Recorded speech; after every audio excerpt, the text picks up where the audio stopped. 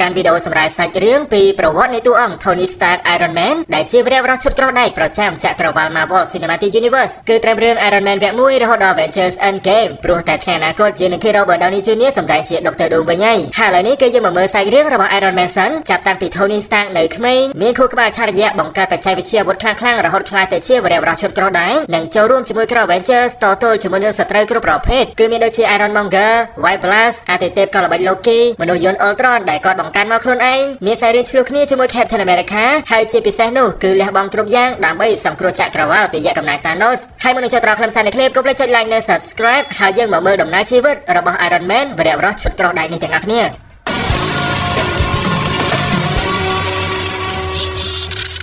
Anthony Edward Stark ឬក៏ Tony Stark នេះគឺចាប់កំណើតថ្ងៃសុក្រទី29ឧសភាឆ្នាំ1970នៅទីក្រុង New York ជាមួយនឹងឪពុករបស់គាត់ឈ្មោះ Howard Stark និងម្ដាយឈ្មោះ Maria Stark ហើយកាលពីក្មេង Tony Stark នេះគឺមិនសូវចិត្តដិតនិងទទួលអារម្មណ៍ក្តីស្រឡាញ់ពីឪពុកនោះទេព្រោះតែ Howard Stark នេះគឺរវល់រឿងការងារខាងបច្ចេកវិទ្យាក៏ដូចជាផលិតអាវុធនិងធ្វើការជាមួយខាងយោធាឯជាដើមហើយ Tony តែងតែលើឪពុកខ្លួន Howard Stark និយាយពី Steve Rogers Captain America រហូតក៏សរសើរពីភាពក្លាហានអត្តចរិតល្អឬក៏វីរភាពនៃការលះបង់ជីវិតខ្លួនឯងដើម្បីសង្គ្រោះទីក្រុងឯជាដើមរួចក៏យកមកប្រៀបធៀបជាមួយនឹងកូនខ្លួនឯងរហូត Tony Stark នឹងគឺមានកូនចិត្តស្អប់ Captain America តាំងពីមិនដែលបានជួបគ្នាដូច្នេះហើយទើប Tony នឹងគឺធំឡើងចិត្តស្និទ្ធជាមួយម្ដាយគាត់ Maria Stark ក៏ដូចជាអ្នកបម្រើប្រចាំផ្ទះឈ្មោះ Edward Jarvis ជាងផងដែរស្រដៀងគ្នាជាមួយឪពុកតាំងពីនៅតូចក្មេងប្រុស Tony Stark នឹងគឺបានអភិវឌ្ឍទេពកោសល្យខាងបច្ចេកវិទ្យាខ្លាំងអស្ចារ្យដោយអាយុ4ឆ្នាំគាត់នឹងគឺអាចបង្កើតសៀគ្វីអគ្គិសនីអាយុ6ឆ្នាំគាត់អាចបង្កើតម៉ាស៊ីនម៉ូតូបានមួយហើយក៏បញ្ចប់ការសិក្សានៅសាកលវិទ្យាល័យ MIT ត្រឹមតែអាយុ17ឆ្នាំផងដែរហើយនៅសាលារៀននោះគាត់នឹងក៏បានស្គាល់គ្នាជាមួយ James Rhodey និងរាប់អានគ្នាជាពួកម៉ាតាំងពីក្មេងដល់ចាស់នៅថ្ងៃទី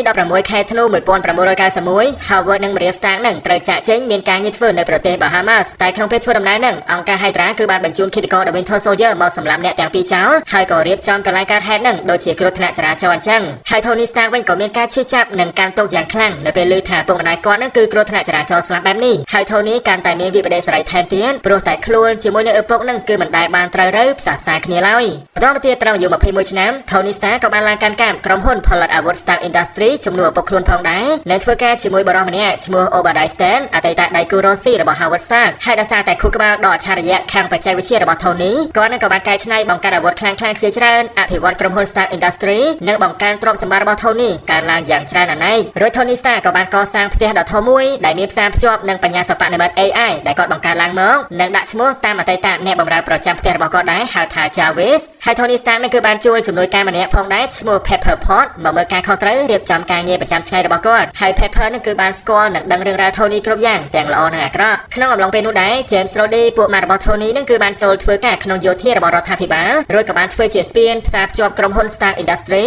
ឲ្យក្លាយជាអ្នកផលិតអាវុធឲ្យយោធាសហរដ្ឋអាមេរិកផងដែរហើយកងត្រាជាមួយរដ្ឋាភិបាលនេះក៏បង្កើនទ្រព្យសម្បត្តិរបស់ Tony Stark នឹងរាប់ពាន់លានដុល្លារថែមទៀតនៅក្នុងថ្ងៃឆ្លងឆ្នាំ1999ពេលដែល Tony Stark ទៅជប់លៀងផឹកស៊ីនៅប្រទេស Switzerland អ្នកវិទ្យាសាស្ត្រពិការម្នាក់ឈ្មោះ Aldrich Killian នឹងគឺបានមកស្កាត់ជួបគាត់និងនិយាយពីគម្រោងចង់ចាប់ដៃគូធ្វើការជាមួយ Tony ហើយ Tony នឹងក៏ប្រាប់គាត់ឲ្យទៅចាំលើដំបូលអគារសិនទៅដើម្បីពិភាក្សាគ្នាប៉ុន្តែប្រកាសណាស់ Tony នឹងគឺនិយាយលេងចោលតែប៉ុណ្ណោះនិងទុកឲ្យ Killian នឹងគឺចាំតែតោលម្នាក់ឯងលើដំបូលហើយពេលដឹងខ្លួនថា Tony បោកប្រាស់គាត់បែបនេះ Aldrich Killian នឹងគឺអភិវឌ្ឍគំនុំគុំគួនខ្លាំងមែនទែនជាមួយ Tony Stark ចូលមកដល់ឆ្នាំ2008ពេលវេលាដ៏ធំដែលផ្លាស់ប្ដូរជីវិតរបស់ Tony Stark ក៏បានមកដល់ពលគឺក្នុងពេលនោះ Tony Stark នឹងគឺបានកែច្នៃកំពូលអាវុធមួយសម្រាប់ខាងយោធាហៅថាក្រុម Missile Jericho ហើយគាត់នឹងក៏បានធ្វើដំណើរទៅកាន់ប្រទេស Afghanistan ដើម្បីតេស្តនៅកម្លាំងដ៏ខ្លាំងក្លានៃគ្រាប់ Missile នឹងឲ្យក្រុមទាហានឃើញផងដែរប៉ុន្តែក្នុងពេលធ្វើដំណើរត្រឡប់មកវិញនឹងឡានរបស់ Tony Stark ក៏ត្រូវបានក្រុមបកពួកភេរវក្រវាយប្រហារហើយ Tony នឹងគឺភ្ញាក់ផ្អើលខ្លាំងមែនទែនព្រោះតែអាវុធដែលពួកវាប្រើប្រាស់នឹងគឺសិតតែជាកម្មសិទ្ធិរបស់ក្រុមហ៊ុន Stark Industry ហើយពេលនោះក្រុម Missile ក៏ផ្ទុះនៅក្បែរខ្លួនរបស់ Tony ផងដែរនិងធ្វើឲ្យគាត់មានរបួសធ្ងន់ខ្លាំងមែនទែនព្រោះតែបំណែកគ្រាប់បែកជាច្រើននឹងគឺជ្រាបចូលពេញដើមទ្រូងរបស់ Tony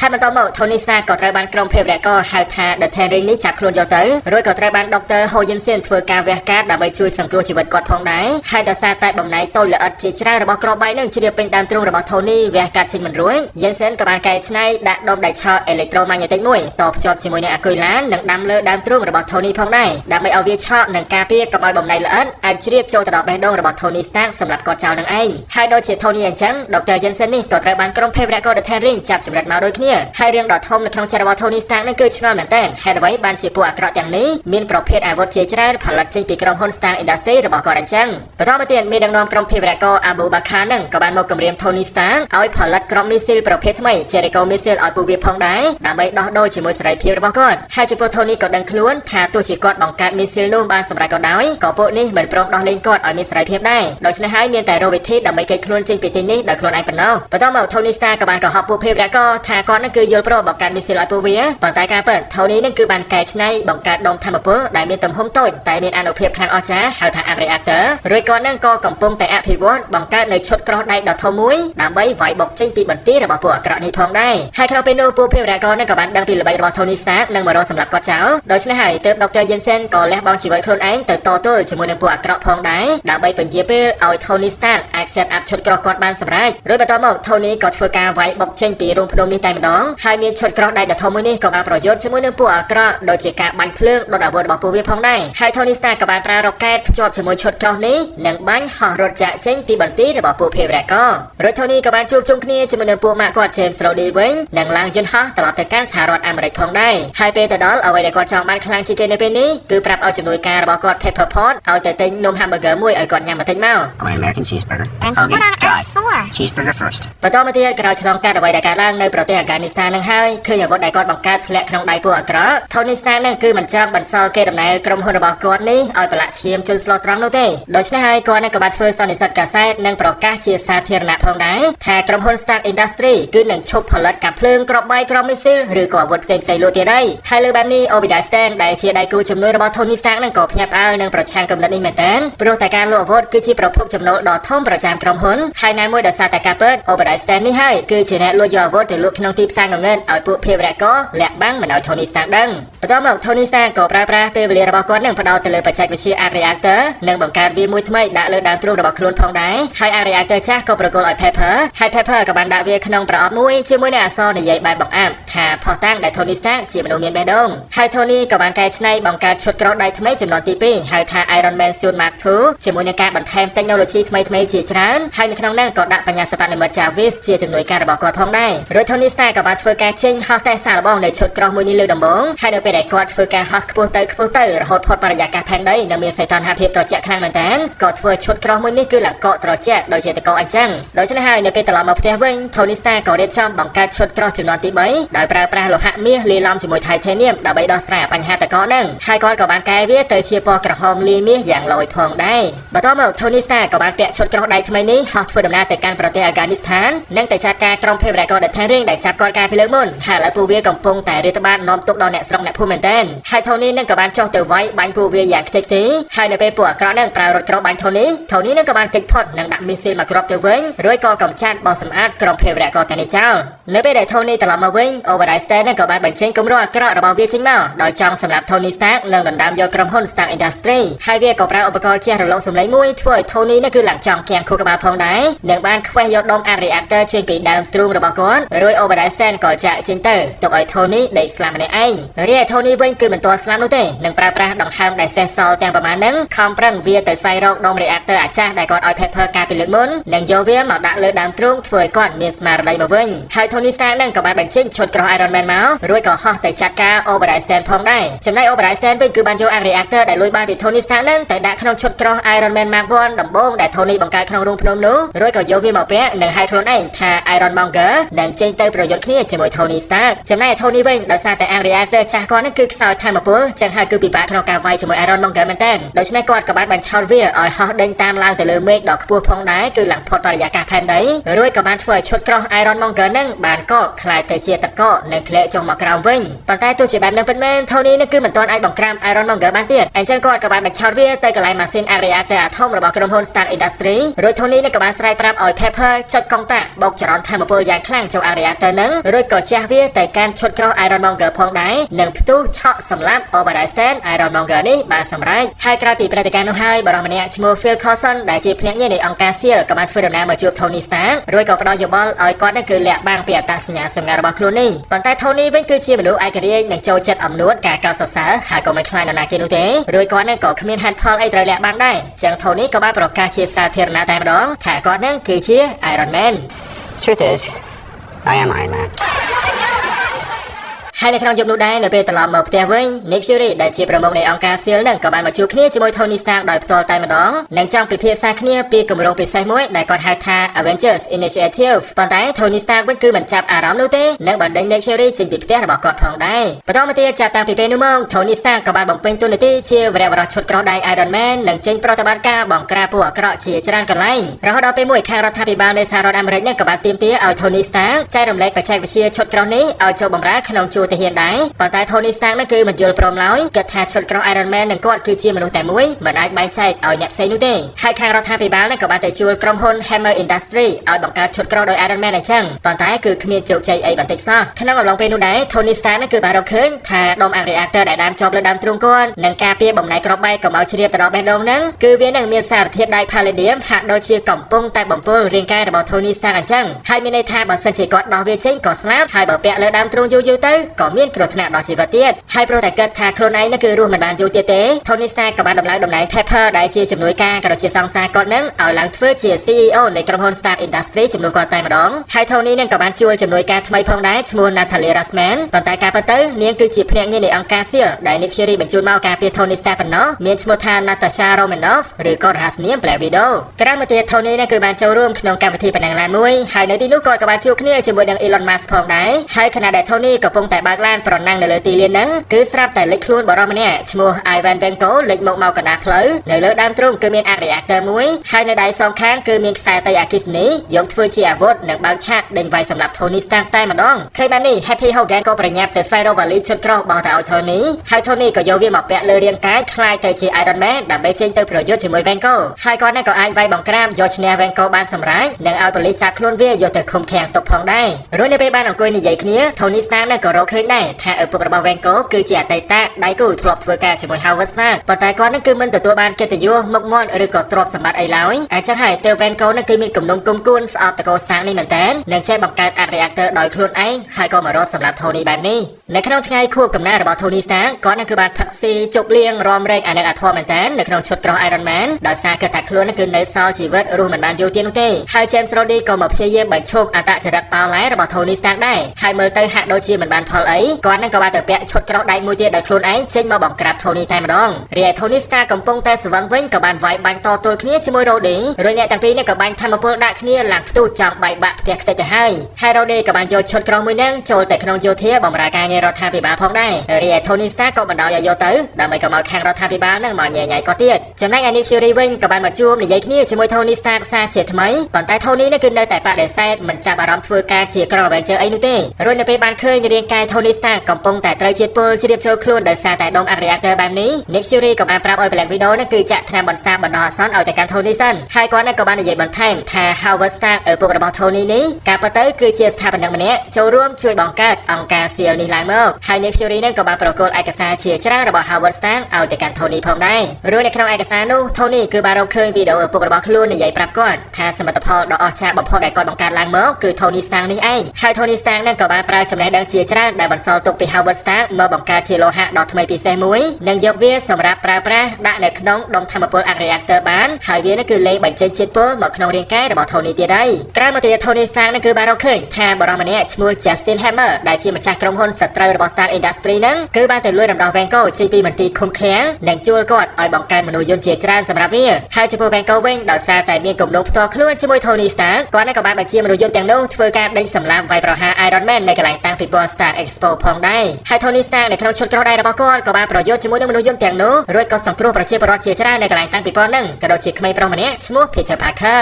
ហើយ Tony ក៏បានចូលក្រុមជាមួយពួកម៉ារបស់គាត់ James Brody នៅក្នុងឈុតក្រោះដៃហៅថា War Machine រួចក៏វាយគ្នា2ទល់1ជាមួយនឹង Ivan Vanko ដែលមានរសនាមថា Vipelas ហើយ Vipelas ហ្នឹងគឺបានប្រើខ្សែតៃអគ្គិសនីឆក់វាយទៅកាន់ Tony Stark និង Rhodey ហ្នឹងឡើងចំខ្ទេចឈុតក្រោះអ្នកទាំងពីរទៅហើយតែចុងក្រោយ Tony ជាមួយ Rhodey ក៏បាននឹកឃើញវិធីមួយដោយបានបាញ់ធម្មពលយ៉ាងខ្លាំងបុកចូលគ្នានិងធ្វើឲ្យវាផ្ទុះរួចក៏យកឈ្នះសម្រាប់ Vipelas ចោលបានសម្រេចបន្ទាប់ពីព្រឹត្តិការណ៍នោះហើយ Tony Stark ក៏ចាប់ផ្ដើមពិចារណាពីគម្រោងបង្កើតក្រុម Avengers របស់ Nick Fury ផងដែរហើយ Phil Coulson ភ្នាក់ងារនៃអង្គការ SEAL ក៏បានយកឯកសារជាច្រើនទាក់ទងនឹងសមាជិក Avengers ដូចជា Captain America, Thor, Hawkeye, Black Widow ឬក៏មនុស្សកម្លាំងយក្ស Hulk មកឲ្យ Tony Stark ពិនិត្យមើលផងដែរហើយនៅពេលនេះផែនដីនេះគឺកំពុងតែមានរឿងធំហើយព្រោះតែអតិថិជនក៏ល្បី Loki បានលួចយកដុំគូបធម្មពល Tesseract របស់អង្គការ SEAL យកទៅហើយមិនដឹងថាគាត់មានបំណងយកវាទៅធ្វើរឿងអាក្រក់អីនោះទេហើយ ក្រៅពីដឹងទីតាំងរបស់លោកគីហើយ Tony Stark ក៏បានពាក់ឈុតក្រោះ Iron Man និងហោះទៅជួយ Captain America វាយបង្ក្រាប Loki ផងដែររួចក៏ចាប់គាត់ហោះធ្វើដំណើរទៅកាន់យាន Helicarrier របស់អង្គការ SEAL ប៉ុន្តែពេលធ្វើដំណើរហ្នឹងអាទិទេពផ្គររន្ទះ Thor ក៏បានដណ្ដើមយក Loki ទៅដូច្នេះហើយទើប Tony ក៏បានចេញទៅប្រយុទ្ធតទល់ជាមួយ Thor តែម្ដងហើយដោយសារតែការប្រយុទ្ធគ្នាជាមួយវាយ Palaska ពីមុន Tony Stark ហ្នឹងគឺពិបាកឬអគ្គិសនីឆក់អញ្ចឹងហើយទើប Tony ក៏បានរៀនពីកំហុសមកកែច្នៃឈុតក្រោះថ្មីចំនួនទី6របស់គាត់នេះផងដែរពលគឺនៅពេលដែល Thor ប្រើរន្ទះមកឆក់បាញ់ Tony ឈុតក្រោះ Iron Man របស់គាត់ហ្នឹងមិនត្រឹមតែគ្មានបញ្ហាទេប៉ុន្តែបែរជាការធម្មពលថែមនិងបាញ់តទល់ទៅកាន់ Thor វិញទៀតផងហើយប្រយុទ្ធគ្នាបានបន្តិច Captain America ក៏បង្ហាញខ្លួនមកនិងបញ្ឈប់ពួកគេផងដែរបន្តមកទៀតនៅពេលឡើងទៅលើយាន Helicarrier របស់អង្គការ SEAL ដើម្បីពិភាក្សាគ្នា Tony Stark ហ្នឹងគឺពិតជាទើសសម្ដីជាមួយ Steve Rogers មែនទែន Big man in a suit of armor. Take that off. What are you? You're a laboratory experiment, Rogers. Everything special about you came out of a bottle. ហើយមួយសន្ទុះក្រោយមកយានរបស់ពួកគេទាំងមូលក៏ត្រូវបានកូនចៅរបស់ Loki វាយប្រហារផងដែរគឺឡើងខូចខ្ទេចដង្ហើមមួយទៅហើយដូច្នេះហើយ Tony ក៏ប្រញាប់ធ្វើដំណើរទៅជួសជុលកង្ហារដែលយានដ៏ធំមួយនេះតែម្ដងរួចដោយសារតែបានជំនួយពី Captain America គាត់នឹងក៏បានធ្វើឲ្យយានទាំងមូលនេះអាចដំណើរការវិញបានធម្មតាផងដែរហើយបន្ទាប់ពីព្រឹត្តិការណ៍មួយនោះហើយ Loki នឹងក៏រត់គេចខ្លួនបានហើយមិនតែប៉ុណ្ណោះគាត់គឺបានសម្លាប់ Phil Coulson ភ្នាក់ងារនៃអង្គការ SEAL ឲ្យស្លាប់បាត់បង់ជីវិតទៀតហើយដោយសារតែបែបនេះក៏ផ្ដល់កម្លាំងចិត្តឲ្យ Tony Stark ក៏ដូចជាសមាជិក Avengers ផ្សេងទៀតនឹងឲ្យមានស្មារតីដើម្បីតទល់កំចាត់អាទិទេពក៏ល្បិច Loki នេះចោលហើយក្រោយមក Tony ក៏រកឃើញផងដែរថា Loki នឹងកំពុងតែប្រើប្រាស់អគារ Stark Tower របស់គាត់នឹងមកធ្វើជាទីតាំងគោលដាក់ដំណើរការគូប Tesseract និងបើកជាប្រហោងទ្វារអវកាសដ៏ធំមួយខ្លាំងមែនទែនរួចក៏បញ្ជូនកងទ័ព Alien Chitauri មករាតត្បាតផែនដីហើយក្នុងពេលនោះ Tony ក៏បានហោះទៅប្រជុំមួយស្មើជាមួយ Loki ប៉ុន្តែគាត់ក៏ត្រូវ Loki ចាប់ខ្លួនបោះពីលើអគារផងដែររួចអញ្ចឹងហើយទើប Tony នឹងក៏បានស្រែកហៅបញ្ជាឈុតក្រោះរបស់គាត់ឲ្យមកពាក់លើខ្លួនដែលកំពុងធ្លាក់នេះតែម្ដងរួចក៏បានហោះទៅបាញ់ Loki វិញហើយបន្តមកទៀត Tony Stark Iron Man ក៏បានទៅចូលរួមជាមួយក្រុម Avengers ដើម្បីប្រយុទ្ធជាមួយកងទ័ព Alien ជាច្រើនកំពុងតែធ្វើដំណើរមកនេះហើយគាត់ក៏បានបញ្ឆោត Alien អាធំមួយឲ្យហោះដេញតាមផងដែរនិងសម្ដៅទៅរក Bruce Banner រីឯ Bruce ក៏ប្រែកន្លះជាហុកវាយកុំតិច Alien យក្សមួយហ្នឹងរួចក្រោយពីប្រយុទ្ធគ្នាបានមួយសន្ទុះ Black Widow ក៏រកឃើញពីវិធីក្នុងការបិទប្រហោងទ្វារឆ្លងអវកាសហ្នឹងដោយប្រើដំបង Scepter របស់ Loki ប៉ុន្តែក្នុងពេលនោះ Nick Fury ក៏បានតាក់ទងមកប្រាប់ Tony Stark ផងដែររឿងដែលក្រុមរដ្ឋាភិបាលសម្រាប់ចាត់បាញ់គ្រាប់បែកនុយក្លេអ៊ែរដ៏ធំមួយទៅកាន់ទីក្រុង New York ដើម្បីសម្លាប់ពួក Alien បញ្ឈប់ការរាតត្បាតមួយនេះដូច្នេះហើយទើប Tony ក៏សម្រាប់ចាត់ហោះទៅចាប់គ្រាប់មីស៊ីលមួយហ្នឹងរួចក៏បង្វែរទិសដៅវាបាញ់ហោះទៅខាងលើឆ្លងកាត់ portal ទៅកាន់ផ្នែកម្ខាងទៀតនៃអវកាសរួចក៏បាញ់ទៅកំទេចយានចម្បាំងអាថមរបស់កងទ័ព Chitauri ទាំងនេះនិងធ្វើឲ្យពួកវាដេកស្លាប់ទាំងអស់គ្នាផងដែរហើយឈុតក្រោះ Iron Man ហ្នឹងក៏រលត់ធ្លាក់ចុះមកក្រោមវិញខណៈដែល Black Widow គឺបានប្រើដំបង Scepter ដើម្បីបិទប្រហោងឆ្លងអវកាសនេះហើយក្នុងពេលដែលធ្លាក់ហ្នឹងមនុស្សកម្លាំងយ៉ាហុកក៏បានហោះទៅចាប់ Tony Stark និងស្រែកឲ្យគាត់ភ្ញាក់ឡើងមកវិញរួចនៅពេលនេះក្រុម Avengers ហ្នឹងក៏អាចយកឈ្នះចាប់ខ្លួនអាទិទេពក៏ល្បិច Loki បានសម្រេចហើយក្រោយពីវាយគ្នាហត់ Tony នឹងក៏បានបបួលពួកគេទៅអង្គុយញ៉ាំអីជុំគ្នានៅកន្លែងហាងលក់នំស្វាម៉ានៅក្បែរនោះរួចក្រុម Avengers នឹងក៏បានចែកផ្លូវទៅផ្ទះរៀងខ្លួនចំណែកឯអគារ Stark Tower វិញ Tony ក៏បានរៀបចំកែប្រែវាទៅជាអគារ Avengersបន្ទាប់ពីព្រឹត្តិការណ៍ប្រយុទ្ធគ្នានៅទីក្រុង New York ហើយ Tony Stark គឺការជំងឺថប់អារម្មណ៍ PTSD ខ្លាំងមែនទែនដេកមិនសូវលក់នោះទេអញ្ចឹងហើយគាត់នឹងក៏ចំណាយពេលវេលាទំនេរសាងសង់ឈុតក្រោះ Iron Man 30-40 គ្រឿងបន្ថែមទៀតដែលគាត់នឹងគឺហៅថា Iron Legion ដោយឈុតក្រោះនីមួយៗនឹងគឺមានលក្ខណៈពិសេសផ្សេងៗគ្នាអាចយកទៅប្រើប្រាស់គ្រប់កលៈទេសៈតែម្ដងហើយ Tony ក៏ប្រើប្រាស់បច្ចេកវិទ្យា Nanotech តូចៗដោយការចាក់បញ្ចូល chip computer នៅក្នុងស្បែករបស់គាត់ដូច្នេះហើយ Tony នឹងគឺអាចបញ្ជាឈុតក្រោះ Iron Man ទាំងនោះដោយប្រើកាយវិការគាត់ប៉ុណ្ណោះប៉ុន្តែក្នុងយុគមួយ Tony នឹងគឺមានសុបិនអាក្រក់ឃើញការប្រយុទ្ធគ្នាជាមួយ Alien រួចនៅក្នុងស្ថានភាពដ៏ stress ខ្លាំងបែបនេះគាត់នឹងក៏បានបញ្ជាឈុតក្រោះមកទាំងដេកលក់អត់ដឹងខ្លួនរួចក៏ធ្វើឲ្យ Pepper មានការភ័យខ្លាចយ៉ាងខ្លាំងបន្តមកទៀតក្នុងពេលថ្មីៗនេះ Tony Stark គឺបានរកឃើញថាក្រុមភេរវក្រ The Ten Ring ដែលគាត់បង្ក្រាបការពីលើកមុនហ្នឹងឥឡូវគឺបានត្រឡប់មកវិញហើយនៅពីក្រោមការដឹកនាំនៃមេធំថ្មីរបស់ពួកវាហៅថា The Mandarin ហើយ The Mandarin ហ្នឹងគឺបានបង្កចលាចលបំផ្ទុះគ្រាប់បែកសម្រាប់មនុស្សជាច្រើនទីតាំងរួចសូម្បីតែ Happy Hogan ជំនួយការចំណិតរបស់ Tony Stark ហ្នឹងក៏រងរបួសធ្ងន់នៅក្នុងការបំផ្ទុះគ្រាប់បែកមួយរបស់ The Mandarin នេះដែរអញ្ចឹងហើយក៏បានធ្វើឲ្យ Tony Stark នឹងគឺក្តៅចិត្តខ្លាំងមែនទែននិងប្រកាសជាសាធារណៈតែម្ដងពីអាស័យដ្ឋានផ្ទះរបស់គាត់ថានៅទីណាឬក៏និយាយក្តែងថាបើសិនជាខ្លាំងឲ្យ The Mandarin នឹងមកតទល់ជាមួយគាត់ផ្ទាល់មកហើយមិនទាន់បានប៉ុន្មានផងក្រុមភេរវក្រទាំងនោះក៏បានបាញ់ក្រុមមីស៊ីលជាច្រើនគ្រាប់ចូលមកកំទេចផ្ទះរបស់ Tony Stark ពិតមែនចំណែកឯ Tony វិញនៅពេលឃើញបែបនេះក៏ប្រញាប់បញ្ជាឈុតក្រោះរបស់គាត់ហោះទៅពាក់លើរាងកាយរបស់ Pepper ដើម្បីការពារជីវិតនាងហើយនៅពេលដែល Pepper មានសុវត្ថិភាពហើយ Tony ក៏បានយកឈុតក្រោះមកពាក់វិញដើម្បីចេញទៅចាត់ការពួកអាក្រក់ប៉ុន្តែ ក្នុងពេលនឹងបំណែកសំណងបែកបាក់ក៏ធ្លាក់សង្កត់ Tony Stark ចូលទៅក្នុងសមុទ្របាត់ទៅហើយក្នុងពេលនោះប្រព័ន្ធសុវត្ថិភាពនៅក្នុងឈុតក្រោះ Iron Man នឹងក៏ព្យាយាមជួយ Tony ធ្វើការបាញ់ហោះចាក់ចេញពីទីនេះរួចក៏ធ្លាក់នៅតំបន់ Rose Hill រដ្ឋ Tennessee ឯណោះហើយ Tony Stark នឹងក៏បានងើបឡើងមកឃើញខ្លួនឯងតែតល់ម្នាក់ឯងកណ្ដាលព្រៃផងដែរចំណែកឈុតក្រោះនឹងក៏ខូចខ្ទេចខ្ទីទៀតមិនអាចប្រើប្រាស់បានឡើយហើយចំពោះ Pepper និងអ្នកផ្សេងវិញដោយសារបាត់ដំណឹងពី Tony Stark ឈឹងគាត់នឹងក៏បានគិតដែរថា Tony ប្រហែលជាស្លាប់បាត់បង់ជីវិតក្នុងការវាយប្រហារនេះទៅហើយចំណែក Tony វិញក៏បានខំប្រឹងអស់ឈុតក្រោះរបស់គាត់ទៅស្វែងរកទីប្រជុំជនផងដែររួចក៏បានទៅលាក់ខ្លួននៅក្នុងឃ្លាំងដាក់អីវ៉ាន់មួយនិងទៅជួបស្គាល់គ្នាជាមួយក្មេងប្រុស10ឆ្នាំម្នាក់ឈ្មោះ Harley Kinner ហើយ Tony ក៏បានប្រាប់ឲ្យ Harley ស្វែងរកគ្រឿងក្រៅមកឲ្យគាត់ដើម្បីជួសជុលឈុតក្រោះ Iron Man នេះផងដែររួចបន្តមកទៀត Tony ក៏បានស៊ើបដឹងថាព្រឹត្តិការណ៍ផ្ទុះជាច្រើនកន្លែងដោយសារតែស្នាដៃរបស់ The Mandarin នឹងការពិតទៅមិនមែនជាការផ្ទុះគ្រាប់បែកទេប៉ុន្តែវានឹងគឺជាព្រឹត្តិការណ៍ដែលមនុស្សនឹងគឺចាក់វីរុសភ្លើងចម្លែកហៅថា Extremis ហើយវីរុសនេះគឺជាស្នាដៃរបស់អ្នកវិទ្យាសាស្ត្រឈ្មោះ Aldrich Killian ដោយគាត់នឹងគឺបង្កើតវាមកដើម្បីព្យាបាលជំងឺសូម្បីតែមនុស្សដាច់ដៃក៏អាចដោះចេញមកវិញដែរប៉ុន្តែបញ្ហាដ៏ធំនឹងបើសិនជានរណាគេ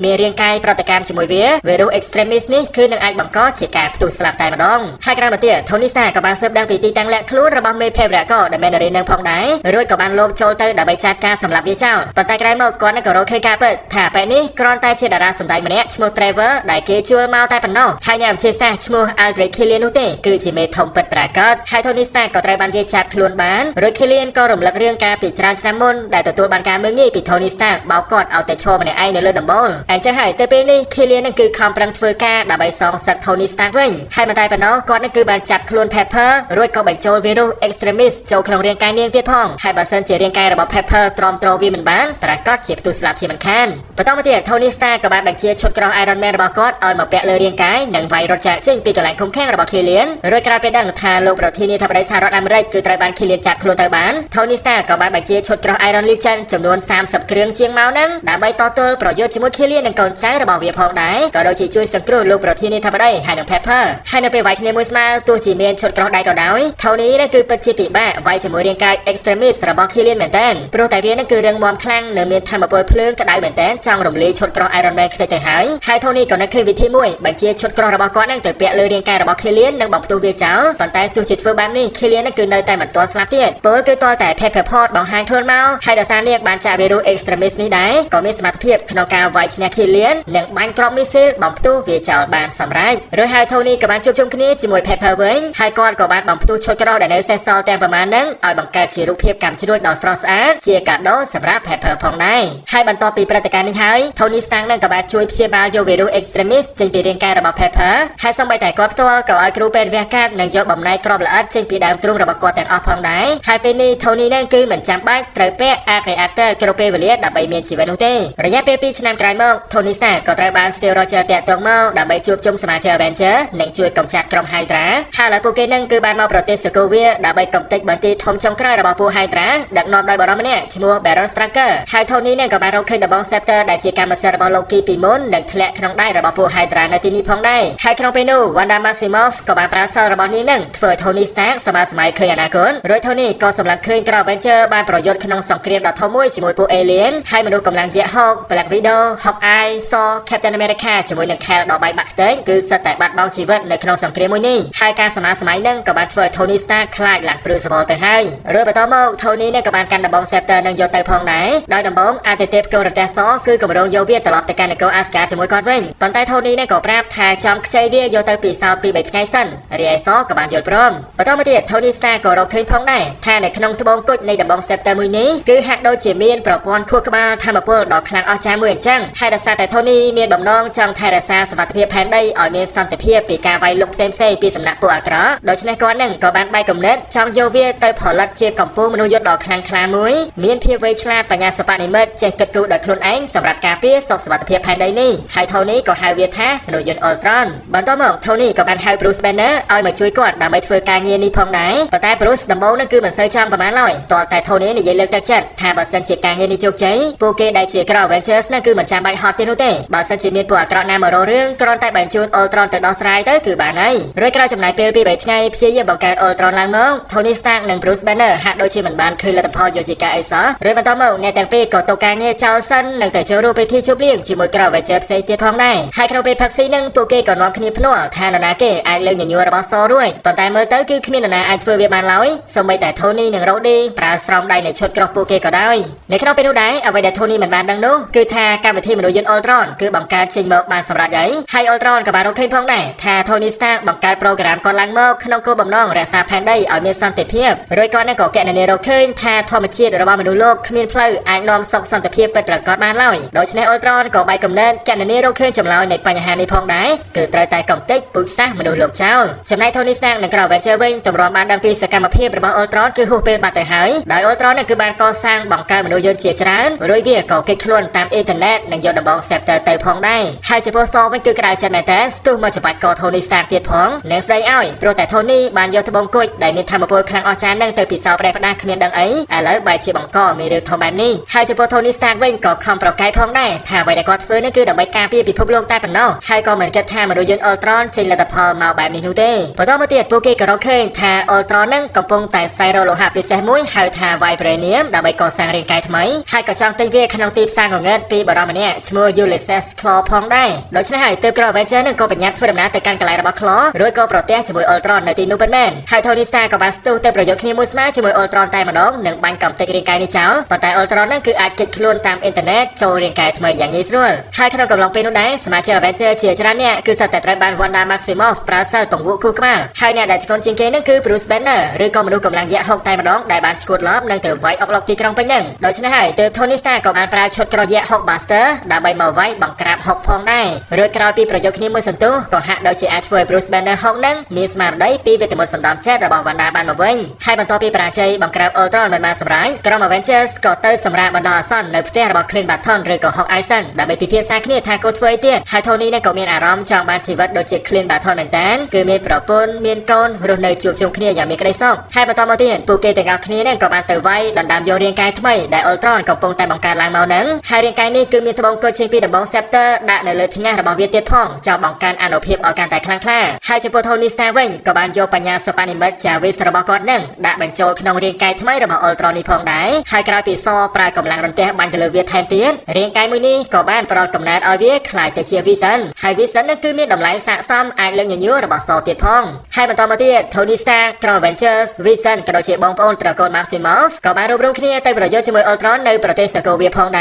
រព្រោះតែនៅទីនោះ Ultron នឹងគឺបានកសាងអាវុធដ៏ខ្លាំងក្លាមួយចង់ទម្លាក់លើផែនដីដើម្បីសម្លាប់ផ្ដាច់ពុយមនុស្សលោកចោលពលគឺដូចជា60លានឆ្នាំមុនអាចផ្កាយធ្លាក់លើផែនដីផ្ដាច់ពុយ Dinosaur អញ្ចឹងហើយក្រុម Avengers ក៏បានចូលទៅប្រយុទ្ធក្នុងសង្គ្រាមមនុស្សយន្តនេះយ៉ាងស្វាហាប់អស្ចារ្យមែនទែនរីឯ Vision វិញគឺមានសមត្ថភាពអាចចូលទៅកំទេចប្រព័ន្ធ software របស់ Ultron មិនឲ្យគេចខ្លួនតាមរយៈអ៊ីនធឺណិតបានទេនោះទេចំណែកឯ Tony Stark ជាមួយនឹង Thor វិញក៏បានរួមគ្នាដើម្បីកំទេចអាវុធបល្ល័យពូជសាសន៍មនុស្សលោកដែល Ultron បង្កើតឡើងមកនឹងធ្វើឲ្យវាផ្ទុះបែកខូចខ្ទេចខ្ទីផងដែរហើយក្រោយពីភាពវឹកវរបានបញ្ចប់ Tony Stark នឹងគឺបានប្រើទ្រព្យសម្បត្តិដ៏ច្រើនមហាសាលរបស់គាត់កសាងទីស្នាក់ការថ្មីសម្រាប់ក្រុម Avengers រីឯគាត់វិញគឺបានលក់អគារ Stark Tower នឹងបាត់ទៅហើយនិងចង់សម្រាប់ចូលនិវត្តន៍ពីការងារ Superhero នេះនិងមកផ្ដោតលើជីវិតផ្ទាល់ខ្លួនរបស់គាត់វិញនៅក្នុងពេលមួយ Tony Stark នឹងគឺបានរកឃើញពីវត្តមាន Superhero វ័យក្មេងម្នាក់ហៅថាមនុស្សពីងពីង Spider-Man បង្ហោះវីដេអូក្នុង YouTube រួចគាត់នឹងក៏បានស៊ើបដឹងពីអត្តសញ្ញាណក្មេងប្រុសម្នាក់នេះផងដែរគឺឈ្មោះថា Peter Parker និងកោតសរសើរសមត្ថភាពពិសេសរបស់គាត់មែនតើអញ្ចឹងហើយ Tony Stark ក៏បានណូតក្មេងប្រុសម្នាក់នេះទៅក្រែងលោកអាចណែនាំខ្លាយជាវីរៈបុរសដ៏ពិតប្រាកដក្នុងពេលអនាគតបានបន្ទាប់មក Tony Stark គឺបានធ្វើដំណើរទៅកាន់សាកលវិទ្យាល័យ MIT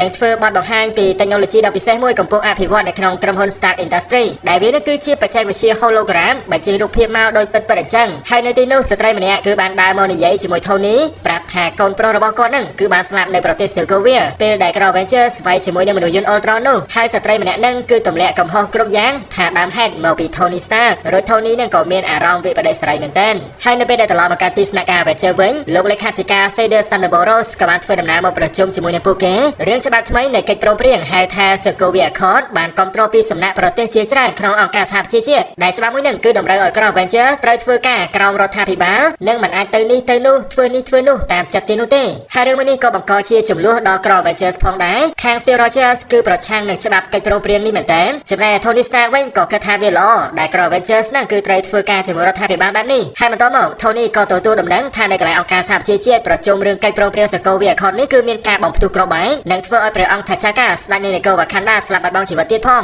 ងហើយជនសង្ស័យដ៏ធំនោះគឺ The Winter Soldier ឬក៏ Bucky បានមិត្តភក្តិរបស់ Steve ហើយក្រោយពីចាប់ Bucky បានហើយ Tony នឹងក៏បានទៅរក Steve Rogers ព្យាយាមនិយាយបញ្ចុះគាត់សារជាថ្មីឲ្យចុះហត្ថលេខាលើកិច្ចព្រមព្រៀងនោះទៅបើមិនអញ្ចឹងទេគឺមានន័យថាប្រឆ ឆាំងរដ្ឋាភិបាលនិងត្រូវរំលាយក្រម Avenger នេះជាមិនខានប៉ុន្តែ Steve Rogers នឹងគឺនៅតែក្បាលរឹងចុះចេះមិនព្រមចុះហត្ថលេខានោះទេរំពេញនោះដែរទីស្នាក់ការទាំងមូលក៏ដាច់ភ្លើងហើយបាគីបានដែលជាជនសង្ស័យបំផ្ទុះក្របែកនឹងគឺកំពុងតែរត់គេចខ្លួនរីឯ Tony វិញដោយសារតែអត់បានយកឈុតក្រោះ Iron Man មកជាមួយហើយចឹងក៏បានប្រើនាឡិកាគាត់ប្រែជាស្រោមដៃបន្តិចទៅវាយជាមួយបាគីប៉ុន្តែក៏ត្រូវបាគីវាយវិញយ៉ាងជាប់ភ្នែកហើយ Steve Rogers Captain America នឹងក៏បានជួយបាគីរត់គេចខ្លួនទៅបានចំណែកឯលេខាធិការ Rose វិញក៏ស្ដីឲ្យ Tony Stark ផងដែរមិនក៏មិនដោយឲ្យមានរឿងរញ៉េរញ៉ៃបែបនេះកើតឡើងហើយក៏ប្រាប់ Tony ឲ្យទៅចាប់ Steve Rogers បាគីហើយនិង Sam Wilson ជាបន្ទាន់ផងដែរកុំឲ្យមានរឿងកាន់តែធំហើយដោយសារត្រូវការគ្នាជួយការងារមួយនេះ Tony Stark នឹងក៏បានធ្វើដំណើរទៅរកក្មេងប្រុស Peter Parker ឬក៏ Spider-Man ផងដែររួចនៅពេលឃើញខោអាវ Spider-Man របស់ Peter នោះគឺរ៉ាវរ៉ាក់ខ្លាំងពេក Tony ក៏បានកែច្នៃឈុតមនុស្សពីរពាងពិសេសមួយនិងដាក់បញ្ចូលនៅឧបករណ៍បាញ់សម្លាញ់ពីរពាងក៏ដូចជាបច្ចេកវិទ្យាពិសេសជាច្រើនចូលក្នុងនឹងប្រកល់ទៅកាន់ Peter ហើយបន្តមកក្រុមរបស់ Tony Stark នឹងក៏បានទៅចាំចាក់ខ្លួន Steve Rogers នៅកន្លែងពលានយន្តហោះផងដែររួចក៏បានឃើញថា Steve នឹងក៏ប្រមូលគ្នាមកច្រើនអ្នកថែមទៀតគឺដូចជាមនុស្សសម្អល់ Ant-Man Wanda Maximoff ឬក៏ Clint Barton អីជាដើមហើយនៅពេលឃើញថា Steve Rogers នឹងគឺនៅតែរឹងទទឹះមិនព្រមចុះហត្ថលេខាកិច្ចព្រមព្រៀងហើយក៏មិនប្រគល់បាគីបានឲ្យចាប់ខ្លួនតាមសម្រួលទៀត Tony Stark នឹងគឺមានតែប្រើកម្លាំងបាយតែប៉ុណ្ណោះហើយក៏បានដឹកនាំក្រុមរបស់គាត់ដែលមាន James Rhodey Natasha Black Panther Vision ហើយនិង Spider-Man ធ្វើការចាប់ខ្លួនក្រុមរបស់ Captain America តែម្ដងហើយនៅក្នុងការប្រយុទ្ធគ្នានឹងដែរមនុស្សសម្អល់ Ant-Man គឺបានពង្រួមខ្លួនឡើងតូចចូលទៅក្នុងឈុតក្រោះរបស់ Tony និងធ្វើការក្លុកចង់កាត់ខ្សែភ្លើងអីទៀតផងប៉ុន្តែ Tony វិញក៏បានបាញ់ហ្គាសបណ្ដេញ Ant-Man ឲ្យខ្ទាតចេញមកវិញហើយត្រឹមមួយសន្ទុះក្រោយមកមនុស្សសម្អល់នេះគឺបានពង្រីកខ្លួនទៅជាមនុស្សយក្សយ៉ាងធំខ្លាំងតែម្ដងហើយក្នុងពេលដែលគ្នារបស់ Iron Man រវល់តែវាយជាមួយ Ant-Man យក្សនេះ Steve Rogers និងបាគីបានគឺឡើងយន្តហោះរត់គេចខ្លួនទៅបាត់ហើយពេលឃើញអញ្ចឹង Iron Man និង Rhodey ក៏ព្យាយាមដេញតាមយន្តហោះហ្នឹងប៉ុន្តែ Sam Wilson ក៏ដេញតាមពួកគេពីក្រោយខ្នងអញ្ចឹងហើយទើប Vision ក៏បានបាញ់ laser ទៅកាន់ Sam ផងដែរប៉ុន្តែ Sam ហ្នឹងក៏បានគេចខ្លួនផុតហើយក៏ធ្វើឲ្យកាមេរ៉ាស្មៃនោះទៅបាញ់ចំឈុតក្រោះរបស់ Rhodey វិញគឺឡើងខូចម៉ាស៊ីនខ្ទេចធ្លាក់ចុះមកហើយ Tony ក៏ខំហោះទៅជួយ Rhodey ដែរប៉ុន្តែវានឹងគឺយឺតពេលទៅហើយដោយ Rhodey នឹងគឺធ្លាក់ចុះមកដល់ដីនិងមានរបួសធ្ងន់ខ្លាំងមែនទែនហើយក្រោយពីព្រឹត្តិការណ៍ Avenger ឆ្លោះវាយគ្នានឹងហើយ Sam Wilson Clint Barton Wanda Maximoff ហើយនិង Scott Lang ដែលជាគ្នារបស់ Steve Rogers ហ្នឹងក៏ត្រូវបានលោកលេខាធិការ Rose ចាប់ពួកគេទៅទុកក្នុងមន្ទីរឃុំឃាំង Dara ផងដែរបន្តមកទៀត Tony Stark ក៏រកឃើញការពិតថាខ្លួននឹងគឺបានចាញ់បោកបរិសម្នាក់ឈ្មោះ Baron Zemo ទៅហើយដោយការពិតទៅ Bucky មិនមែនជាអ្នកបំផ្ទុះក្របែកនោះទេអញ្ចឹងហើយទើប Tony ក៏បានទៅជួបនិយាយគ្នាជាមួយ Sam ប្រាប់ថាគាត់នឹងគឺដឹងខុសហើយនិងសួរថា Steve Rogers កំពុងនៅទីណាព្រោះតែគាត់នឹងអាចជាកំពុងត្រូវការជំនួយខ្លាំងហើយពេលឃើញអញ្ចឹង Sam ក៏សម្រេចចិត្តប្រាប់ផងដែរថា Steve និង Bucky កំពុងតែធ្វើដំណើរទៅកាន់បន្ទាយរបស់ Hydra នៅខេត្ត Siberia និងចង់បញ្ឈប់គម្រោងអាក្រក់របស់ Zemo ហើយលើអញ្ចឹង Tony Stark ក៏បានពាក់ឈុតក្រោះ Iron Man និងហោះទៅកាន់ Siberia ផងដែរក្នុងគោលបំណងគឺទៅជួយ Cap និង Bucky វាយជាមួយ Zemo ប៉ុន្តែគម្រោងនេះក៏ផ្លាស់ប្ដូរនៅពេលដែលគាត់រកឃើញការពិតថា Bucky គឺជាអ្នកសម្លាប់ Howard Stark និង Maria Stark ឪពុកម្ដាយខ្លួនចំណែកឯ Steve Rogers ក៏ដឹងរឿងនេះដែរប៉ុន្តែបែរជាលាក់បាំងមិនឲ្យគាត់ដឹងបន្ទាប់មក Tony Stark គឺខឹងមែនទែនចង់សម្លាប់ Bucky ចោលភ្លាមៗនៅទីនេះហើយក៏បានវាយគ្នាមួយទល់នឹងពីរជាមួយ Captain America នឹងដែរហើយទោះជា Cap ខំប្រឹងនិយាយថា Bucky នឹងគឺជាជនរងគ្រោះដោយសារត្រូវបានអង្គការ Hydra លាងខួរក្បាលក៏ដោយក៏ Tony Stark នឹងអត់ខ្វល់ដែរត្រូវតែសម្លាប់ Bucky ឲ្យបានហើយគាត់នឹងក៏បានបាញ់ឡើងដាច់ដៃម្ខាងរបស់ Bucky ទៀតផងរួចនៅពេលដែលប្រាប់ Steve Rogers ឲ្យចុះចាញ់ទៅ Steve Rogers គឺបែរជាងើបមកដាក់គាត់វិញនិងប្រើ Khel វាយ Arc Reactor ខូចឈុតក្រោះរបស់ Tony ខ្ទេចហើយបន្ទាប់មក Steve Rogers ក៏បានគ្រាម Bucky ចាក់ចេញពីទីនោះផងដែរចំណែកឯ Tony Stark កំពុងតែខឹងនេះក៏ស្រែកទា Khel Captain America ត្រឡប់មកវិញព្រោះតែ Khel នឹងឪពុកគាត់ជាអ្នកបង្កើតឡើងមកហើយ Steve Rogers មិនសាកសមជាមួយវាឡើយបន្ទាប់ពីព្រឹត្តិការណ៍ឆ្លោះគ្នាឯ Avenger នឹងហើយ Tony Stark ក៏បានជូន Peter Parker ត្រឡប់មកផ្ទះវិញរួចក៏ប្រគល់សម្លៀកបំពាក់ Spider-Man ឲ្យ Peter ខ្ចីពាក់ដែរតែម្ដងតែ Tony នឹងក៏ប្រាប់ផងដែរថាកុំទៅធ្វើរឿងផ្ដេសផ្ដាសអីអាចនាំគ្រោះថ្នាក់ដល់ជីវិតអសោះហើយក្រោយមក Tony ក៏បានទៅជួយ Rhodey ពួកម៉ារបស់គាត់ហាត់ប្រាណផងដែរដោយសារតែការធ្លាក់ពីលើកមុនឥឡូវនឹង Rhodey នឹងគឺឡើងចង់ពីការជើងទៅហើយក្នុងពេលនោះ Steve Rogers ក៏បានសរសេរសម្បត្តិមកសុំទោស Tony ពីអ្វីដែលបានកើតឡើងផងដែរមួយរយៈក្រោយមកខណៈដែល Tony Stark កំពុងដើរលេងនៅប្រទេសឥណ្ឌាដោយសារតែមានឧបករណ៍តាមដានលើឈុត Spider-Man Tony នឹងក៏រកឃើញថា Peter Parker កំពុងតែមានគ្រោះថ្នាក់ប្រយុទ្ធជាមួយវាលានម្នាក់ហៅថា The Vulture អញ្ចឹងហើយទើប Tony ក៏បានបញ្ជូនឈុតក្រោះដៃរបស់គាត់មួយឲ្យមកជួយ Peter ផងដែរហើយ Tony នឹងក៏និយាយផ្ដាំប្រាប់ Peter ថាកុំឲ្យរវីរវល់រឿង The Vulture នេះនាំតែមានគ្រោះថ្នាក់ដល់ជីវិតអីប៉ុន្តែប្រហែលថ្ងៃក្រោយមក Tony នឹងក៏រកឃើញថា Peter Parker Spider-Man គឺបានទៅវាយគ្នាជាមួយ The Vulture ទៀតហើយនិងរហូតធ្វើឲ្យកប៉ាល់មួយដាច់ជាពីរនៅកណ្ដាលទន្លេទៀតផងអញ្ចឹងហើយទើប Tony Stark ក៏បានពាក់ឈុតក្រោះ Iron Man របស់គាត់ប្រញាប់ទៅជួយដោយផ្ទាល់ផងដែរហើយ Tony នឹងក៏ស្ដីបន្ទោស Peter ខ្លាំងមែនទែនហេតុអីក៏និយាយមិនស្ដាប់គ្នារួចក៏បានទាមទារឈុត Spider-Man ពី Peter វិញប៉ុន្តែក្រោយមកទើប Tony Stark ក៏បានដឹងខុសថាបើសិនជាគ្មាន Peter Parker ទេ The Vulture នឹងគឺប្រហែលជាលួចគ្រឿងក្រៅឧបករណ៍ជាច្រើនរបស់ក្រុម Avenger ទៅបាត់ហើយហើយ Tony នេះគឺអរគុណ Peter មែនទែននិងចង់ដាក់ Peter ជាសមាជិក Avenger ពេញលេញទៀតផងប៉ុន្តែ Peter ក៏បដិសេធបន្តមកទៀត Tony Stark ក៏ចាប់ផ្ដើមផ្ដោតលើ ជីវិតផ្ទាល់ខ្លួនរបស់គាត់វិញនិងសុំ Pepper ផងរៀបការទៀតផងហើយគាត់នឹងក៏ប្រើពេលទំនេរស្រាវជ្រាវទៅលើខាងបច្ចេកវិទ្យា Nanotech ហើយក៏បានបង្កើតឈុតក្រោះ Iron Man ឬក៏ឈុត Spider-Man ដោយប្រើបច្ចេកវិទ្យា Nanotech នឹងផងដែរកាលមកដល់ឆ្នាំ2018ក្នុងពេលមួយដែល Tony និង Pepper កំពុងតែរត់ហាត់ប្រាណនៅលើសួនច្បារ Dr. Strange ក៏បានបើក portal មួយនិងមកជួបចង់និយាយគ្នាជាមួយ Tony Stark រួច Tony ក៏ភ្ញាក់ផ្អើលមែនទែននៅពេលឃើញ Bruce Banner នៅជាមួយ Dr. Strange ដែរដោយសារតែ Bruce នឹងគឺបាត់ពីផែនដីរយៈពេល 2-3 ឆ្នាំហើយ Bruce ក៏បានរៀបរាប់ប្រាប់ Tony ពីវត្តមានយក្សកំណាចមួយឈ្មោះ Thanos មានបំណងចង់ប្រមូលត្បូង Infinity Stone ទាំង6គ្រាប់ហើយ Thanos នឹងហើយគឺជាមេធំនៅពីក្រោយខ្នង Loki បានបញ្ជូនកងទ័ព Alien Chitauri មករាតត្បាតផែនដីកាលពីឆ្នាំ2012នោះហើយ Bruce ក៏បានប្រាប់Tony ថាពួកគេនឹងដាច់ខាតមិនឲ្យ Thanos ប្រមូលត្បូងបាន6គ្រាប់នោះទេនិង Zero Vision ក៏ដូចជាសមាជិក Avengers ផ្សេងទៀតនៅទីណារីឯ Tony ក៏បានតបទៅវិញថាពួកគេនឹងគឺបែកបាក់គ្នាហើយគាត់និង Steve Rogers នឹងគឺឆ្លោះអត់និយាយរកគ្នានោះទេនៅពេលនោះកូនចៅចំណែករបស់ Thanos 2នាក់ឈ្មោះ Ebony Maw ហើយនិង Carl Obsidian គឺបានធ្វើដំណើរចុះមកដល់ផែនដីនេះរួចក៏ចង់ដណ្ដើមយក Time Stone ឬក៏ត្បូងពេលវេលាពី Doctor Strange ហើយពេលឃើញបែបនេះ Tony នឹងក៏ប្រាប់ឲ្យ Bruce Banner ប្រែកាឡាទៅជា Hulk វាយអាពីរនាក់នេះប៉ុន្តែ Bruce ទោះជាខំប្រឹងយ៉ាងម៉េចក៏ដោយ Hulk នឹងគឺមិនព្រមចេញមកនោះទេដូច្នេះហើយទើប Tony Stark ក៏បានបញ្ចេញឈុតក្រោះ Nanotechnology ដែលគាត់ទើបតែបង្កើតថ្មីមកនឹងចេញមកតែម្ដងនិងទៅចូលរួមជាមួយ Doctor Strange ក៏ដូចជាវងវាយជាមួយនឹង Alien ពីរនាក់នេះហើយនៅពេលដែលបាញ់សិលបាញ់ laser ដាក់គ្នាទៅមកក្នុងពេលហ្នឹង Spider-Man ក៏បានបង្ហាញខ្លួនមកដែរនិងបានជួយ Tony ប្រយុទ្ធជាមួយនឹងពួក Alien ទាំងពីរនាក់នេះដែរហើយ Tony នឹងក៏បានប្រាប់ Peter ឲ្យទៅជួយ Doctor Strange និងក៏ឲ្យពួកវាដណ្ដើមយក Time Stone ឲ្យសោះហើយក្នុងពេលហ្នឹងទាំង Spider-Man ក៏ដូចជា Doctor Strange ហ្នឹងគឺត្រូវបាន Ebony Maw ចាប់ឡើងយានអវកាសរបស់វាហោះចាក់ចេញទៅអញ្ចឹង Tony ក៏ព្យាយាមហោះដេញទៅតាមនិងបញ្ជូនឈុតមនុស្សពីង Iron Spider ឲ្យទៅពាក់លើខ្លួនរបស់ Peter Parker ផងដែរហើយ Tony Stark និង Peter Parker ក៏បានរួមគ្នាចាត់ការ Ebony Maw បានសម្រេចក៏ដូចជាជួយសង្គ្រោះ Doctor Strange ផងដែរហើយ Doctor Strange ក៏បានប្រាប់ឲ្យ Tony បើកយានមួយនេះត្រឡប់ទៅកាន់ផែនដីវិញប៉ុន្តែ Tony គឺបដិសេធនិងនិយាយប្រាប់ថាបើរងចាំ Thanos មកវាយពួកគេនៅលើផែនដីគឺគ្រោះថ្នាក់មែនតើអញ្ចឹងហើយពួកគេនឹងគួរតែធ្វើដំណើរទៅកាន់ភព Titan និងទៅចាត់ការ Thanos តែម្ដងទៅកុំឲ្យពិបាកច្រើនលើបាននេះ Doctor Strange ក៏បានតបទៅវិញថាទូនាទីដ៏ធំរបស់គាត់នឹងគឺការពារត្បូងមួយនេះកុំឲ្យធ្លាក់ក្នុងដៃពួកអាក្រក់អញ្ចឹងហើយក្នុងលក្ខខណ្ឌណាមួយដែល Doctor Strange ត្រូវតែការពារត្បូងឲ្យបានគាត់នឹងគឺមិនខ្លាចចិត្តក្នុងការទុក Tony Stark ឬក៏ Peter Parker ឲ្យស្លាប់នោះទេហើយមួយរយៈខ្លីក្រោយមក Tony Stark, Doctor Strange និង Peter Parker ក៏បានជាយានរបស់ Ebony Maw នេះធ្វើដំណើរទៅដល់ភព Titan រួចពួកគេនឹងក៏បានប៉ះគ្នាជាមួយនឹងក្រុម Guardians of the Galaxy ហើយក៏បានវាយគ្នាប្រើតែម្ដងគិតថាពួកនឹងជាកូនចៅរបស់ Thanos ប៉ុន្តែសួរនាំគ្នាមួយសន្ទុះតាក់ទងនឹង Gamora ក៏បានដឹងខ្លួនថាពួកគេនឹងសុទ្ធតែជាសត្រូវរបស់ Thanos ទាំងអស់គ្នានឹង Where is Gamora? I'll do you one better. Who's Gamora? I'll do you one better. Why is Gamora? ហើយក្នុងពេលនោះដែរ Tony ក៏បានឃើញ Doctor Strange ប្រើត្បូងពេលវេលាដើម្បីមើលអនាគតផងដែរនិងបានសួរថាពួកគេមានសង្ឃឹមអាចយកឈ្នះ Thanos ឬអត់ចំណែក Doctor Strange ក៏បាននិយាយថាក្នុងចំណោមអនាគត14លានដងជាងហ្នឹងពួកគេគឺអាចយកឈ្នះតែម្ដងប៉ុណ្ណោះបន្តមកទៀតនៅពេល Thanos ធ្វើដំណើរមកដល់ Doctor Strange នឹងគឺអង្គុយចាំគាត់ស្រាប់តែម្ដងរួចក៏បាននិយាយបង្វែងដាល់ Thanos ផងដែរនិងផ្ដល់ឱកាសឲ្យ Iron Man, Star-Lord ក៏ដូចជាអ្នកផ្សេងហ្នឹងបើកឆាកវាយប្រហារ Thanos មិនឲ្យគាត់ត្រៀមខ្លួនបានទុកមុនរួចវាយទៅមកបានមួយសន្ទុះ Tony Stark និងគ្នាក្រុម Guardians នឹងក៏មានឱកាសចាប់ដៃចាប់ជើងរបស់ Thanos ជាប់រីឯ Mantis ក៏ព្យាយាមសន្សំចិត្តគាត់ឲ្យងងុយគេងដើម្បីផ្ដល់ឱកាសឲ្យ Iron Man និង Spider-Man នឹងទាញស្រោមដៃ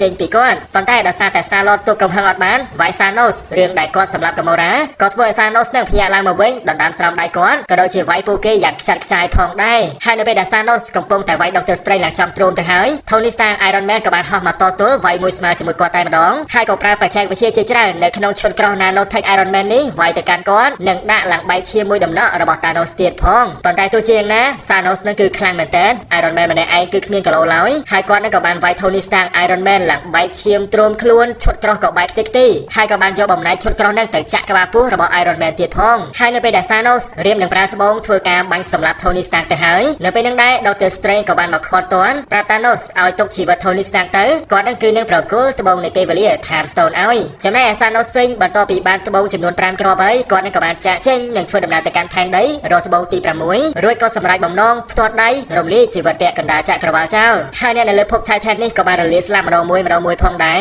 ទាំង Peter Quill, Drax, Mantis, Doctor Strange ឬក៏ Spider-Man ជាដើមហើយ Tony ក៏បានសួរ Doctor Strange ហេតុអីក៏ប្រគល់ Time Stone ឲ្យ Thanos ចំណែក Doctor Strange ក៏បានតបថាគ្មានវិធីអីផ្សេងទៀតនោះទេរួចគាត់ក៏រលាយទៅបាត់ទៅបន្តមកទៀតអ្នកនៅសេសសល់លើភពហ្នឹងមានតែ Nebula ជាមួយ Tony Stark ប៉ុណ្ណោះហើយពួកគេនឹងក៏បានឡើងយាន Benetta ដើម្បីចាក់ចេញពីទីនេះប៉ុន្តែយាយមួយនឹងគឺខូចសឹងតែខ្ទេចខ្ទីទៅហើយដោយសារតែការប្រយុទ្ធគ្នាលើភព Titan នឹងហើយក៏បានអណ្ដែតតែតោលនៅលើអវកាសនឹងទៅហើយក្រោយពេលវេលាយូរទៅ Tony Stark នឹងក៏ដឹងខ្លួនដែរថាគាត់នឹងគឺប្រហែលជាដាច់បាយដាច់ទឹកស្លាប់នៅលើយានមួយនេះហើយរួចក៏បាន record វីដេអូទុកសម្រាប់ផ្ញើទៅកាន់ Pepper មនុស្សដែលគាត់ស្រឡាញ់ផងដែរប៉ុន្តែសំណាងល្អ Carol Danvers ឬក៏ Captain Marvel នឹងក៏បានមកស្វែងរកឃើញយានរបស់ពួកគេនិងបានជួយ Tony Stark Nebula ត្រឡប់មកកាន់ថែមដីវិញរួចពេលមកដល់ Steve Rogers និងអ្នកផ្សេងដែលនៅរស់នឹងក៏រត់មកទទួល Tony ផងដែរហើយខណៈដែល Tony Stark កំពុងតែសម្រាប់ព្យាបាលនឹងសមាជិក Avengers ផ្សេងទៀតក៏ធ្វើដំណើរទៅរក Thanos រួចក៏សម្លាប់ Thanos ចោលប៉ុន្តែហាក់ដូចជាគ្មានបានផលអីឡើយជីវិតពាក់កណ្ដាលចក្រវាឡនឹងគឺនៅតែស្លាប់ដដែលនឹង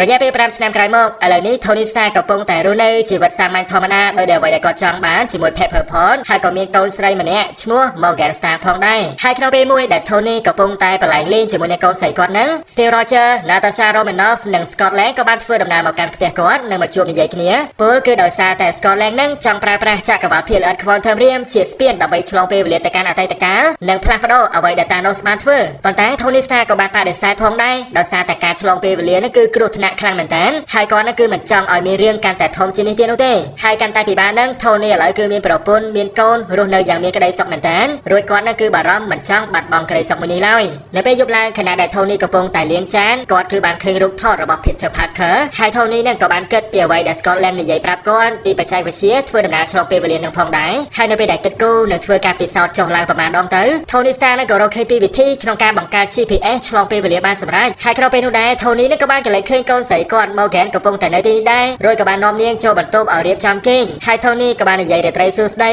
ប្រាប់ថាប៉ាស្រឡាញ់កូនធំហើយ Morgan ក៏បានតបទៅវិញថាកូនស្រឡាញ់ប៉ា 3000 ដងឬក៏ I love you 3000 Bloody tons. I love you 3000. ហើយក្រោយពេលនិយាយគ្នាជាមួយនឹងប្រពន្ធគាត់ Pepper Potts ហើយ Tony Stark ក៏សម្រេចចិត្តត្រឡប់មកចូលរួមជាមួយក្រុម Avengers វិញលើបេសកកម្មឆ្លងពេលវេលាមួយនេះហើយគាត់នឹងក៏បានចូលខែល Captain America ដែលទាពីស្ទីលលើកមុនប្រគល់ឲ្យគាត់វិញផងដែរហើយអ្នកទាំងពីរនឹងក៏ចាប់ដៃត្រូវគ្នាវិញហើយពួកគេក៏ពិភាក្សាគ្នាផងដែរថាគួរធ្វើដំណើរទៅកាន់ពេលវេលាចំណុចណាមួយដែលអាចយកត្បូង Infinity Stone ទាំង6គ្រាប់បានរួចក្រុម Avengers នឹងក៏បានបែងចែកការងារគ្នាធ្វើដោយ Thor និង Rocket គឺធ្វើដំណើរទៅកាន់2013ដើម្បីយក Reality Stone Nebula និង Rhodey គឺធ្វើដំណើរទៅស្វែងរក Power Stone Natasha ហើយនិង Hawkeye គឺទៅរក Soul Stone រីឯ Tony Stark, Steve Rogers, Scott Lang ហើយនិង Bruce Banner ក៏បានធ្វើដំណើរទៅកាន់ឆ្នាំ2012ដើម្បីទៅស្វែងរក Space Stone, Time Stone ហើយនិង Mind Stone ហើយពេលទៅដល់ Bruce នឹងគឺបានទៅស្វែងរក Time Stone ពី Ancient One នៅកន្លែងវិហារ Sanctum Sanctorum ផងដែរខណៈដែល Steve Rogers នឹងគឺនៅទៅស្វែងរក Mind Stone នៅក្នុងតំបន់ Scepter របស់ Loki រីឯ Tony Stark និង Ant-Man វិញក៏រៀបគម្រោងដើម្បីដណ្ដើមយកដុំ Tesseract ដែលមាន Space Stone នៅក្នុងហ្នឹងប៉ុន្តែក្នុងពេលដែលដើរគេចចេញហ្នឹងស្រាប់តែមនុស្សកម្លាំងយក្សហុកបើកទ្វារមកចំ Tony Stark រួចក៏ប៉ាដុំ Tesseract ចេញពីដៃធ្លាក់ទៅក្បែរជើងរបស់ Loki ហើយ Loki ក៏បានយកវានិង teleport រត់ចាក់ចេញទៅបាត់ទៅបន្តមកទៀត Tony និង Scott នឹងក៏បានទៅជួបគ្នាជាមួយ Steve Rogers ផងដែរប្រាប់ថាពួកគេនឹងគឺយក Space Stone អត់បានឡើយរួចក្រោយពីគិតមើលសន្ទុះ Tony Stark ក៏បាននឹកឃើញវិធីថ្មីផងដែរដោយខ្លួនគាត់ជាមួយ Steve Rogers នឹងគឺនឹងធ្វើដំណើរឆ្លងពេលវេលាមួយតង់ទៀតទៅកាន់ឆ្នាំ1970ដែលនៅទីនោះពួកគេនឹងគឺអាចលួចយកដុំ Tesseract សាជាថ្មីហើយជាពិសេសក្នុងពេលហ្នឹងក៏អាចទៅលួចយកភាគល្អិត Pym Particle ពីហាង Pym បានផងដែរហើយនៅពេលទៅដល់ Steve Rogers គឺបានទៅស្វែងរក Pym Particle ចំណែក Tony វិញគឺបានចូលទៅក្នុងមន្ទីរនៃអង្គការសៀលនៅទីនោះដើម្បីទៅស្វែងរកដុំ Tesseract រួចក្រោយពីយកវាបានមកហើយនៅពេលដើរចេញមកវិញហ្នឹង Tony ក៏បានប្រទះជាមួយនឹង Howard Stark ឪពុករបស់គាត់ផងដែរហើយ Tony ក៏បន្លំខ្លួនថាជាភ្នាក់ងារនៃអង្គការសៀលធ្វើការនៅទីនេះដែរនិងព្យាយាមនិយាយគ្នាលេងសួរនេះសួរនោះទៅវិញទៅមកទាំងបរិសម្នាក់នេះគឺជាឪពុករបស់គាត់ហើយក្រោយមក Tony នឹងក៏បាននិយាយលាគ្នាជាមួយនឹង Howard Stark ទាំងអារម្មណ៍កក់ក្ដៅមែនតើព្រោះតែ Tony នឹងគឺមិនដែលបានត្រូវរើគ្នាជាមួយឪពុកមុនគាត់ស្លាប់នោះទេរួចក្រោយបំពេញបេសកកម្មហើយ Tony Stark, Steve Rogers និងសមាជិក Avengers ផ្សេងទៀតនឹងក៏បានត្រឡប់ទៅកាន់ពេលបច្ចុប្បន្នរបស់ពួកគេវិញឥឡូវនេះគឺប្រមូលត្បូងទាំង6គ្រាប់ពីអតីតកាលបានសម្រាប់ជោគជ័យហើយប៉ុន្តែពួកគេនឹងក៏ខូចចិត្តមែនទែននៅពេលរកឃើញថា Natasha Romanoff គឺត្រូវលះបង់ជីវិតខ្លួនឯងដើម្បីបាន Soul Stone មកហើយក្នុងពេលហ្នឹង Tony, Bruce ជាមួយនឹង Rocket ក៏បានកែច្នៃបង្កើតស្រោមដៃមួយសម្រាប់ដាក់ត្បូង Infinity Stone ហើយ Bruce Banner Hulk ក៏បានប្រើវាដើម្បីផ្ទាត់ដៃជួយសង្គ្រោះជីវិតពាក់កណ្ដាលចក្រវាឡដែលរលាយកាលពី5ឆ្នាំមុនហ្នឹងឲ្យមានជីវិតត្រឡប់មកវិញទាំងអស់គ្នាស្របពេលនោះដែរអ្វីដែលក្រុម Avengers មិនបានដឹងនោះគឺ Nebula ដែលមកជាមួយពួកគេជា Nebula ឆ្នាំ2014ហើយនាងក៏បានជួយនាំ Thanos និងកងទ័ពឆ្នាំ2014របស់គាត់នឹងធ្វើដំណើរមកកាន់ឆ្នាំ2023នេះហើយ Thanos គឺបានបាញ់គ្រាប់មីស៊ីលកំទេចទីស្នាក់ការគី Avengers នឹងផងដែរហើយ Iron Man ក៏បាននាំ Captain America និង Thor ដើរទៅប្រឈមជាមួយនឹង Thanos ឆ្នាំ2014នេះតែម្ដងដោយ Thanos នេះគឺបានដឹងពីរឿងរ៉ាវអនាគតរបស់គាត់អស់ហើយប្រមូលត្បូងឬក៏ផ្ទាត់ដៃអីជាដើមប៉ុន្តែឥឡូវគាត់ គាត់នឹងគឺកែប្រែគម្រោងថាមិនមែនរំលាយពាក់កណ្ដាលចក្រវាឡទៀតនោះទេតែគាត់នឹងគឺនឹងរំលាយចក្រវាឡមួយនេះចោលនិងបង្កើតថ្មីតាមចិត្តរបស់គាត់តែម្ដងហើយនៅពេលលើបែបនេះ Thor Iron Man និង Captain America ក៏បានព្រួតវាយ3ទល់1ជាមួយ Thanos ហើយ Tony Stark ក៏បានប្រាប់ឲ្យ Thor បាញ់រន្ទះចូលឈុតក្រោះរបស់គាត់និងបំលែងធម្មពលវាបាញ់ទៅកាន់ Thanos ប៉ុន្តែទោះជាយ៉ាងណាទាំង Tony Stark ទាំង Thor រួមទាំង Steve Rogers ដែលអាចកាន់ញញោមញនាបាននឹងគឺសិតតែត្រូវបាន Thanos វាយឲ្យទ្រាំខ្លួនទាំង3នាក់ហើយមិនត្រឹមតែប៉ុណ្្នឹងទេ Thanos ក៏បានបញ្ចេញកងទ័ព Alien រាប់ពាន់រាប់ម៉ឺននាក់របស់គាត់ចុះមកដើម្បីកំទេចផែនដីនេះឲ្យខ្ទេចខ្ទីផងដែរប៉ុន្តែសំណាងល្អក្នុងពេលហ្នឹងប្រហោង Portal របស់ Cruiser ជាច្រើនក៏បានបើកហើយក្រុមវីរៈបរិះកងទ័ពមកពីគ្រប់ទិសទីក៏បានមកជួបជុំគ្នានៅទីនេះដើម្បីតទល់ជាមួយ Thanos ទាំងអស់គ្នាហើយនៅពេលពួកគេបានលើសម្លេង Captain America ស្រែកហៅ Avengers Assemble អ្នកគ្រប់គ្នាក៏បានរត់សម្រុកបុកចូលវាយជាមួយនឹងគ្នារបស់ Thanos តែម្ដងហើយក្នុងទីលានប្រយុទ្ធហ្នឹង Tony Stark គឺបានទៅ combo skill គ្នាជាមួយនឹងប្រពន្ធគាត់ Pepper Potts ដែលមានឈុតក្រោះដែរនិងបាញ់ប្រយុទ្ធជាមួយនឹងពួក Alien អាក្រក់កូនចៅរបស់ Thanos ទាំងនេះហើយក្នុងពេលដែល Iron Man កំពុងតែវាយជាមួយ Cal Obsidian Spider-Man ក៏បានលោតមកជួយគាត់ផងដែររួច Tony Stark ក៏បានអោប Peter Parker ទាំងក្តីនឹងរលឹកខ្លាំងមែនទែនហើយនៅពេលបានជួបជាមួយ Doctor Strange Tony ក៏បានសួរផងដែរថាក្នុងចំណោមអនាគត14លានដងហ្នឹងតើពួកគេនឹងគឺយកឈ្នះ Thanos ក្នុងសង្គ្រាមមួយនេះមែនប៉ុន្តែ Doctor Strange ក៏បានតបទៅវិញថាគាត់នឹងគឺមិនអាចនិយាយរឿងអនាគតប្រាប់ទុកមុនបានឡើយហើយក្នុងពេលដែល Avenger វីរៈបរិះការពារផែនដីនេះមើលទៅហាក់ដូចជាចាញ់ប្រៀបកងទ័ពរបស់ Thanos នៅពេលនោះដែរ Captain Marvel ក៏បានហោះមកដល់និងបុកកំទេចយានចម្បាំងរបស់ Thanos ខ្ទេចខ្ទីហើយ Captain Marvel Thor Captain America អីហ្នឹងគឺសិតតែនាំគ្នាទៅព្រួតវាយ Thanos រួច Tony Stark ក៏បានសម្លឹងឃើញដែរថាទោះជាពួកគេខំប្រឹងយ៉ាងណាហាក់ដូចជាវាយមិនឈ្នះរយៈកំណាយមួយនេះឡើយបន្ទាប់មកគាត់នឹងក៏បានកលេចទៅរក Doctor Strange ហើយ Doctor Strange ក៏បានលើកម្រាមដៃមួយមកហើយ Tony Stark ក៏ចាប់ផ្ដើមដឹងខ្លួនថាហេតុអ្វីក៏5ឆ្នាំមុន Doctor Strange សុកចិត្តលះបង់ Time Stone ដើម្បីជួយសង្គ្រោះជីវិតគាត់ហើយ Tony ក៏បានដឹងពីអ្វីដែលគាត់ត្រូវធ្វើផងដែរលោតទៅវាយបតង់បតាយគ្នាជាមួយ Thanos និងប្រើបច្ចេកវិទ្យា Nanotech នឹងដណ្ដើមយកត្បូងទាំង6គ្រាប់ចេញពីស្រោមដៃរបស់ Thanos បានបន្ទាប់មកទោះជាដឹងថានឹងត្រូវលះបង់ជីវិតក៏ដោយ Tony Stark ក៏បានផ្ទាត់ដៃនិងប្រើធម្មពលដ៏អស្ចារ្យចេញពី Infinity Stone នេះរំលាយ Thanos និងកងទ័ពរបស់គាត់នឹងឲ្យคล้ายទៅជាធូលីស្លាប់បាត់បង់ជីវិតអស់ហើយដោយសារតែចំហាយដ៏ខ្លាំងចេញពីត្បូងទាំង6នេះ Tony Stark Iron Man វីរៈបរិះឈុតក្រោះដែរក៏ត្រូវអស់ដង្ហើមនិងស្លាប់បាត់បង់ជីវិតដែរចំណែកឯក្រុម Avengers ក៏បានសម្លឹងឃើញពីវីរៈភាពដ៏អស្ចារ្យរបស់ Tony Stark ហើយបន្តមកពួកគេនឹងក៏បានចូលរួមពិធីបុណ្យសពរបស់គាត់ផងដែរហើយនៅទីនោះ Happy នឹងក៏អង្គុយលួង Morgan Stark ក៏មកយំផងដែរនិងសួរនាងថាចង់បានអីគេពូទិញឲ្យរីឯ Morgan វិញក៏ប្រាប់ថាចង់ញ៉ាំនំ hamburger និងធ្វើឲ្យ Happy នឹងនឹករលឹកដល់ Tony Stark កាន់តែខ្លាំងហ្នឹងហើយអ្នកទាំងអស់គ្នាសាច់រឿងរបស់ Tony Stark Iron Man គឺចប់ត្រឹមហ្នឹង like និង subscribe បើចូលចិត្តហើយយើងជួបគ្នានៅវីដេអូក្រោយ